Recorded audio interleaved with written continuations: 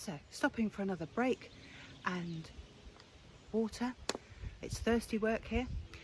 So I thought I'd tell you why we're a British crowned apprentice and we had a military presence since 1254.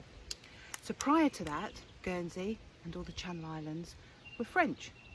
If not, 8,000 years ago, we were physically part of France in Europe. And then after the last ice age, the sea rises, and Guernsey in particular, as the most westerly, is the first to be cut off as an island.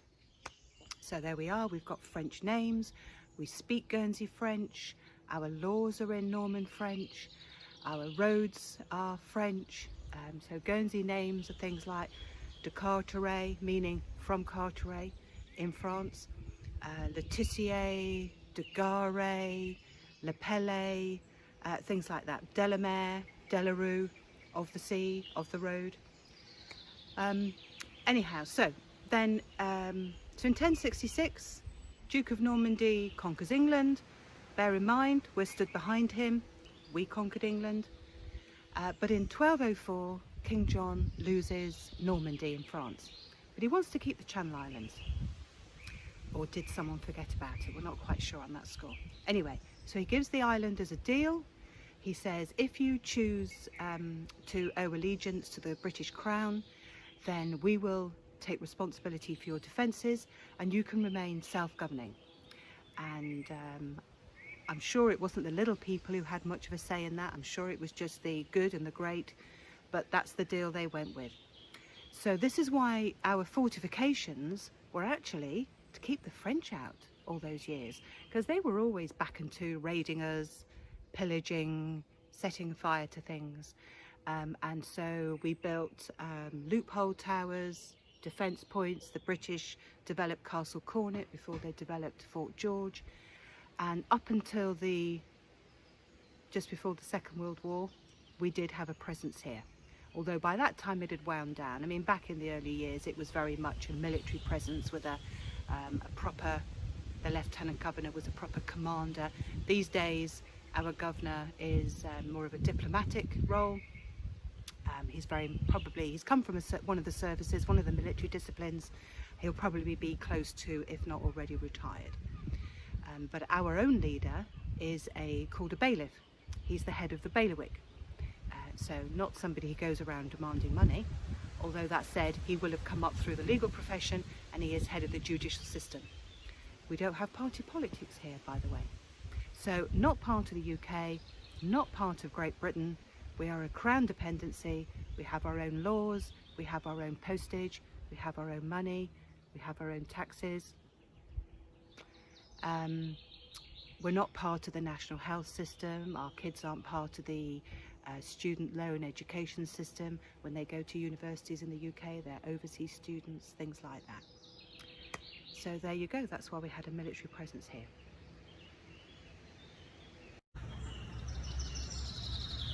So here I am this bright July morning in front of the main entrance to Fort George. Fort George, clearly built during the Georgian era, was completed in 1812. And what you could also see at the top there is our Lieutenant Governor at the time, representing the Crown, Guernsey being a Crown dependency, was Sir John Doyle at the time. He was the commander at that point. What had happened was previously the British had occupied and developed Castle Cornet since 1254, but during the 18th century they started to outgrow Castle Cornet. It was no longer fit for purpose. So they bought this land up here and developed the fort. Now I'm going to turn around, and local people will know this entrance leading up to it, because in actual fact the road right opposite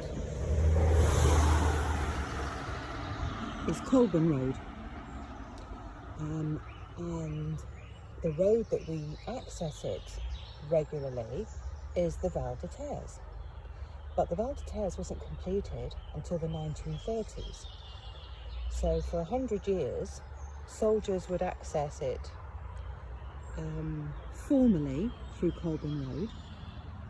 There was obviously other entrances particularly Belvedere Tunnel, which had a more direct route access to town. Here we are again, and from here you can see the Victorian bathing pools that we have. So we've got the gents and the horseshoe pool. Further on we'll get the ladies and the children's, because of course, heaven forbid that everybody should mix in one pool back in the Victorian times. Now I tell you what we can see out there. I'm not quite sure how well you can see it on my phone. Where's it gone? There you go. The Breann Tower. So one of the guides very kindly shared a YouTube video for us last night. I found it absolutely fascinating. It was the bailiwick of Guernsey shipwrecks, and local guides were accessing the tower, going through it, filming everything. It's quite amazing. That's something to look up for you. So we go Herm, Jetto. Now we have Sark, Big Sark and Little Sark, joined by a land bridge that we call the Coupe. What you can't see in front of Sark there is a separate island called Breann. At this angle you can't see that it's a separate island, but it is. You can even see a little slither of Jersey today to the south. Well, that's all you need to know. Onwards we go. So here we are, about to enter the Clarence Battery. We will be moving on through the cliffs there, and you can see the outside of the fort walls there. We'll come across those at regular intervals along the walk. And as you can see, the access to the steps are currently out of action because of the landslide I told you about.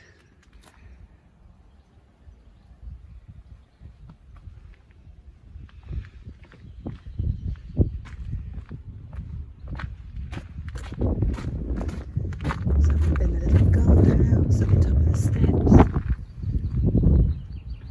So although originally built in the Georgian era, let's see if I can get up here without huffing and puffing too much, you'll notice that clearly during the Second World War the occupying forces built more defences on top of everything.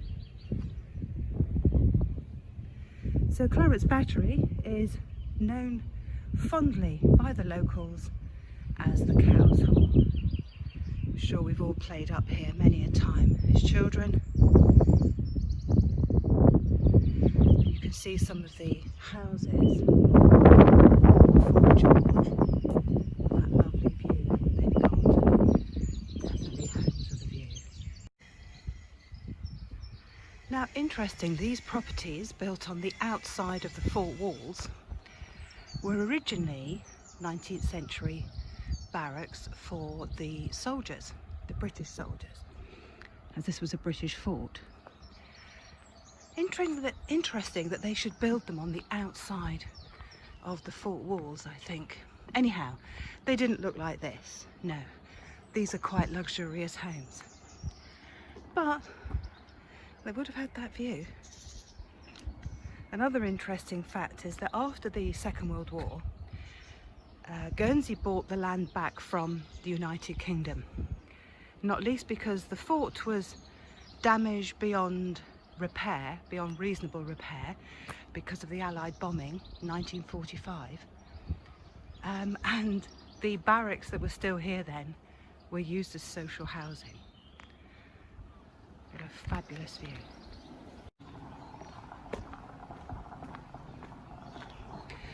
Now in 1963 there was a rededication ceremony here.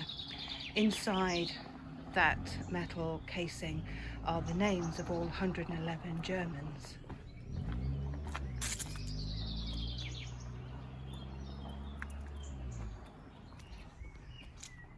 So the British recognised they needed their own cemetery, and 100 years, well nearly 100 years after the fort was completed, they did build their own. It wasn't this big at the time, and there weren't many buried here because there wasn't actually many battles.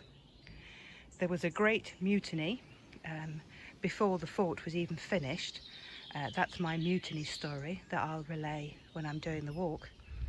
And so when the Germans arrived, they also buried their honourable dead here, not their dishonourable dead. So I've got a few backstories. Richard Hume of the Guernsey Occupation Museum very kindly met me here a few years ago, and he had a lot of information and had met a lot of the families of the men who died and are buried here.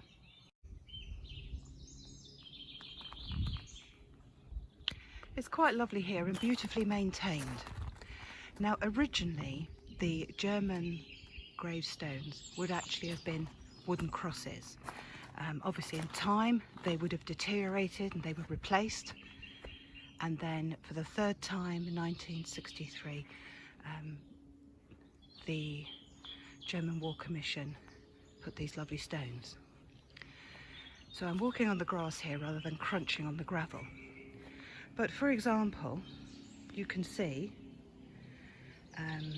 maybe you can't see, so died 9th of August 1940, 9th of August 1940, 9th of August 1940, 9th of August 1940, 9th of August 1940.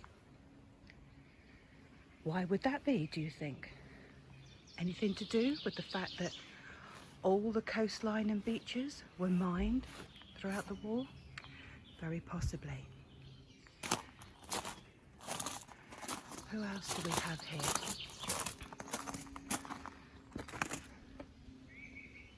So, Dr.